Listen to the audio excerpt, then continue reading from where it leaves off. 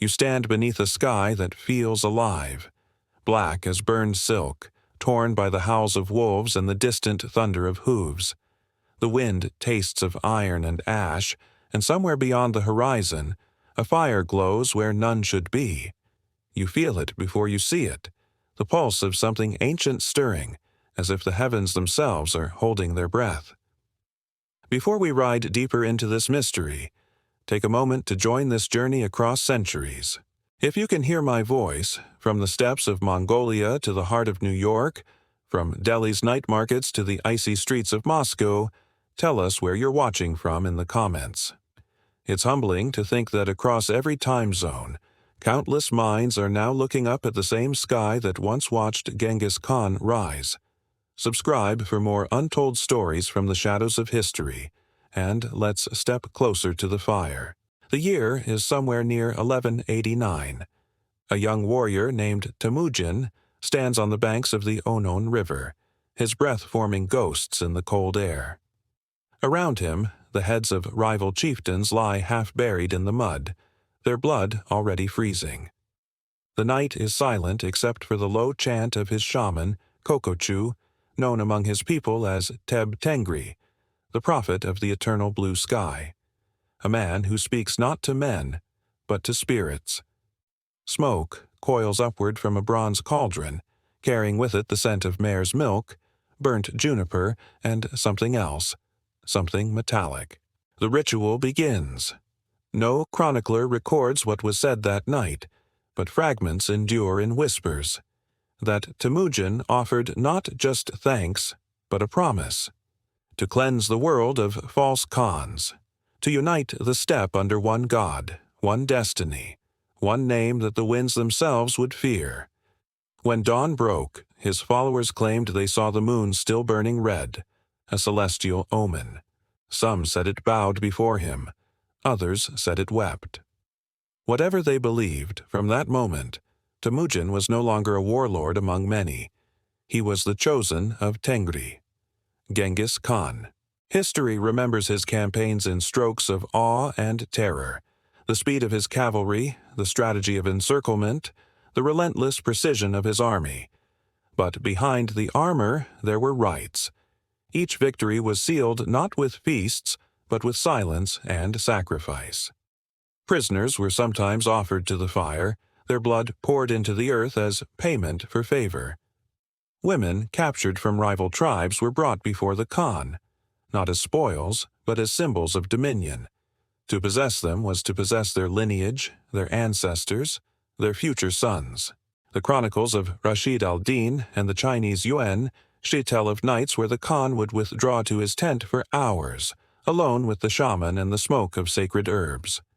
When he emerged, his face was ashen, his eyes hollow, yet his commands came with chilling certainty. "The eternal blue sky," he once told a general, "does not speak to all men, only those who dare to listen when it is silent." It is said that during the subjugation of the Tatars, Genghis ordered the execution of every male taller than a cart axle, a command justified, Teb Tengri claimed, by the spirits themselves. Was this divine justice or madness cloaked in faith? To his men, it didn't matter. The ritual had already begun, and belief was the mortar that bound the empire.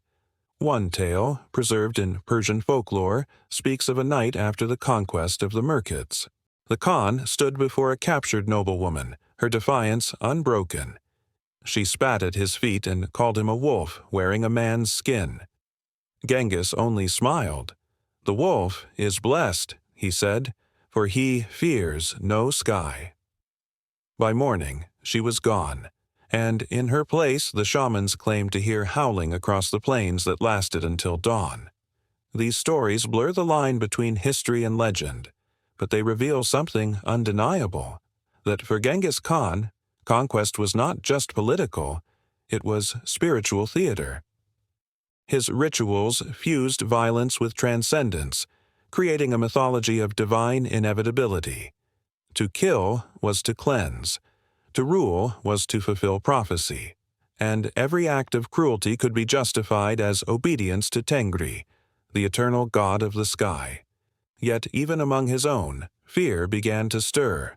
Teb Tengri, the shaman who once crowned him, grew too powerful, claiming that Tengri spoke through him, not the Khan. One evening, Genghis summoned him to his tent. No witness survived, but when dawn came, the prophet's body was found twisted and lifeless, his bones broken. From that day onward, Genghis no longer shared his rituals. He performed them in secret. The Khan had consumed his priest, and perhaps in doing so, become his own god. As the empire rose from the blood of nations, a pattern emerged. Storms followed his victories, eclipses shadowed his marches, and comets burned above his battles. To his people, these were omens of destiny. To his enemies, curses of the heavens. But one can't help wondering, did Genghis Khan command the sky, or did the sky command him? Somewhere on the steppes, they still whisper that the moon bowed the night he rose, and that it has never quite lifted its gaze since.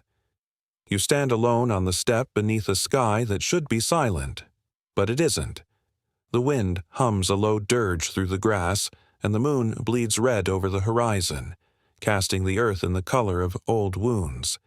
You can almost taste the iron in the air, the ache of something ancient awakening, as if the heavens themselves have chosen this night to bear witness.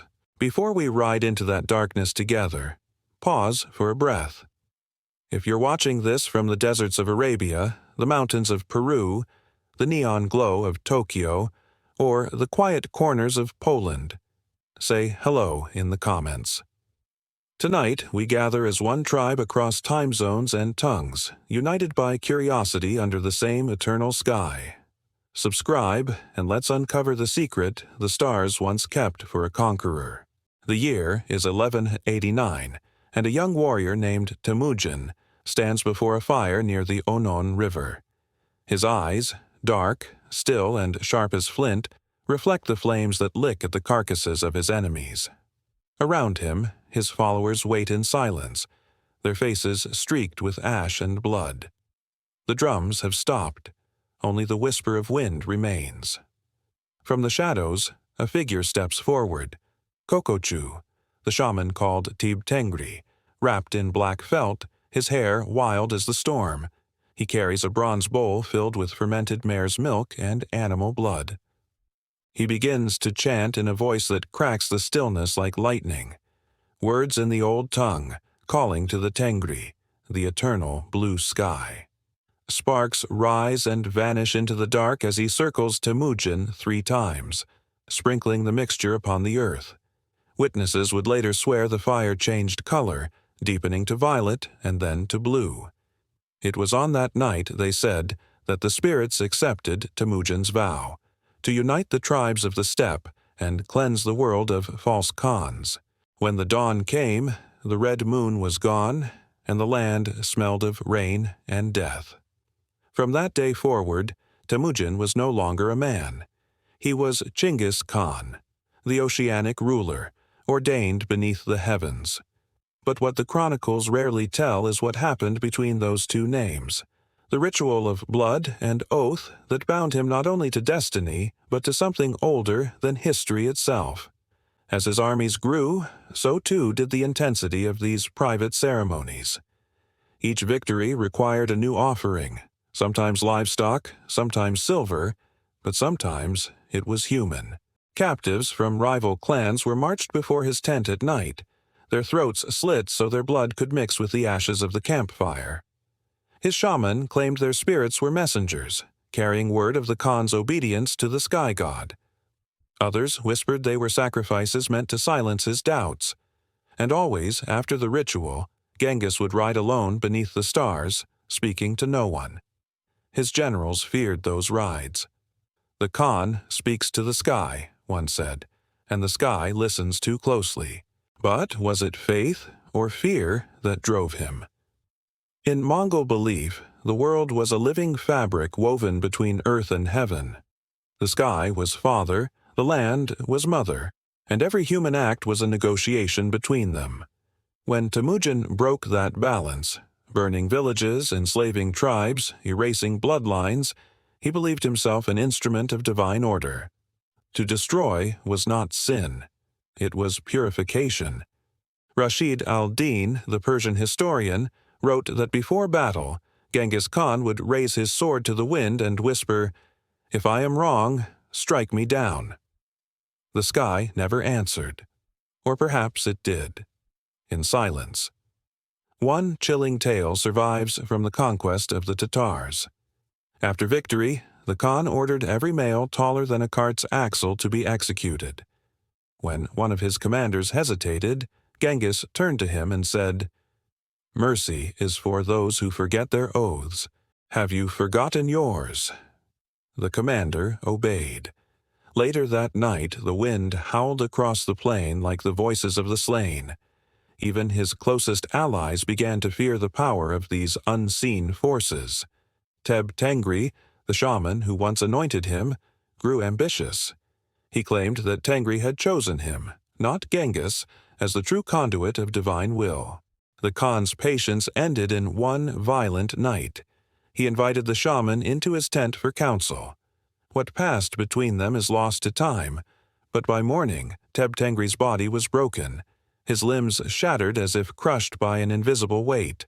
His corpse was burned without ceremony. From that day, Genghis Khan performed his rituals in secret. No chants, no witnesses, no priests. Only the Khan and the sky. He no longer sought permission. He demanded it. And yet, the omens never ceased. Storms followed his victories. Eclipses shadowed his marches. Once, as he crossed the Gobi, his men claimed to see a pillar of light descend from the heavens, wrapping his tent in eerie radiance.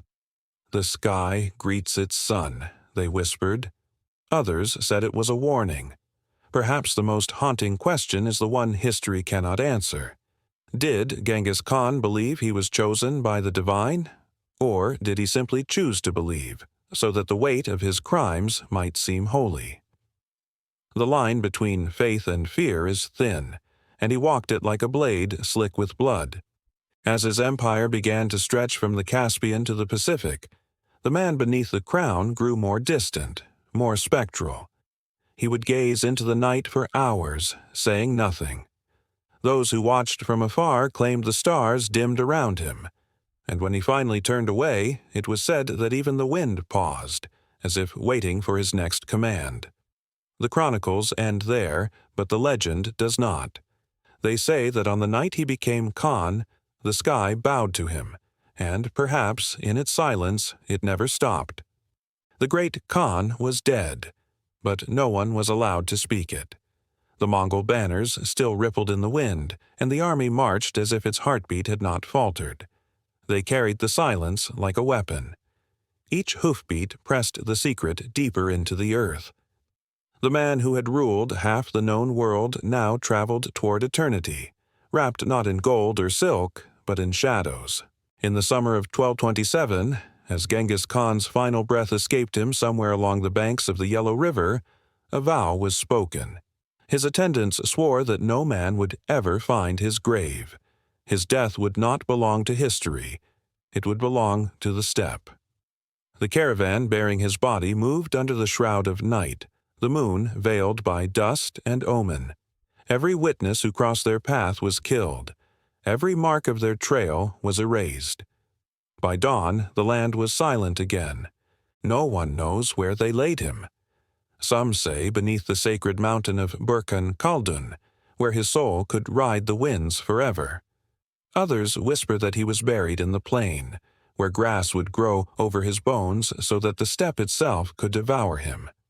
But what is certain is this: his burial was not just an act of concealment. It was the final ritual, the sealing of a covenant between man and the sky that could never be broken. His generals ordered the slaughter of everything in their path to guard his rest: soldiers, servants, horses, and even the animals that grazed near the grave. The earth drank deeply that day. Legend claims the ground turned dark where the blood soaked in, a scar upon the world that never faded. And in the heart of that silence, the Khan's spirit began its second reign. For his sons and grandsons, the question was no longer how to rule, but how to contain what their father had unleashed. Ogedei, his successor, continued the conquests, but at night his dreams were said to tremble with whispers. He would wake drenched in sweat, muttering of a shadow that stood at the edge of his tent, watching. One court chronicler recorded that the great Khan's heir forbade his attendants from speaking his father's name after sunset. To speak it, he said, was to summon the wind, and the wind was dangerous. In the decades that followed, Mongol shamans began to perform new rites of protection. They sprinkled salt around imperial tents, buried horse skulls at the corners of encampments, and invoked Tengri with words that twisted from praise into apology. These rituals were not born of devotion. They were born of fear. Genghis Khan's rituals had survived his death, reshaped into taboos. Even his descendants, rulers of the world, trembled before his memory. When Kublai Khan built his palace in Khanba-Lik, Chinese courtiers wrote of nights when he would summon musicians to drown out the sound of unseen hoofbeats outside the city walls. "It is my grandfather," he once said, staring into the distance. "He comes to remind me what the world costs." No one dared to answer. The Mongols had built an empire of stone, yet could not bury a ghost made of air and legend. Across Asia, stories multiplied. In the Persian accounts of Juvaini, nomads spoke of black storms that rose without warning, destroying caravans that disturbed ancient graves. In the Russian steppes, travelers claimed to see a lone rider at dusk, cloaked in dust, his face hidden, vanishing before dawn. The Tatars called him the Rider of the Blue Sky. The Tibetans called him the Shadow Emperor. Each believed they were glimpsing the spirit of Genghis Khan, still searching the horizon for unfinished wars. What was his curse, then? Was it the violence that refused to end, or the devotion that refused to die? Even centuries later, when the Mongol Empire had fractured and its banners faded, his name remained a prayer and a warning. Mongol mothers whispered it to quiet crying children. Shamans carved it into bone, and every generation that rose under his legacy seemed unable to escape the pattern he began, the hunger for dominion, and the rituals that justified it. In 1937, Soviet archaeologists attempted to locate his tomb near Burkhan Khaldun. Their excavation failed. Some claimed the steppe itself fought them. Their equipment vanished, their maps blew away, storms rose from clear skies. One survivor later said, "The ground would not open. It was as if something beneath it was still alive." Even now, the grave of Genghis Khan remains undiscovered. Perhaps it is buried beneath a forest that whispers when no wind stirs. Perhaps it lies under a nameless hill, guarded by curses older than the empire itself. But maybe, just maybe, it was never meant to be found. To disturb his rest, the old legends warn, is to awaken the wrath of the eternal blue sky. And that is what lingers most, the sense that his empire was not just a creation of men, but of something vast and impersonal, watching through the clouds. His rituals had chained faith to conquest, and in doing so, had taught humanity a lesson we still struggle to unlearn. That belief, when fused with power, becomes its own form of eternity. As night falls over the steppe, the horizon glows with a faint silver mist. Somewhere in that silence, a horse whinnies, though there is no herd in sight. The wind rises, whispering in a tongue too old to name. If you listen closely, you might hear hooves, soft, distant, but drawing nearer. The emperor's shadow still rides, and the curse of the steppe still follows.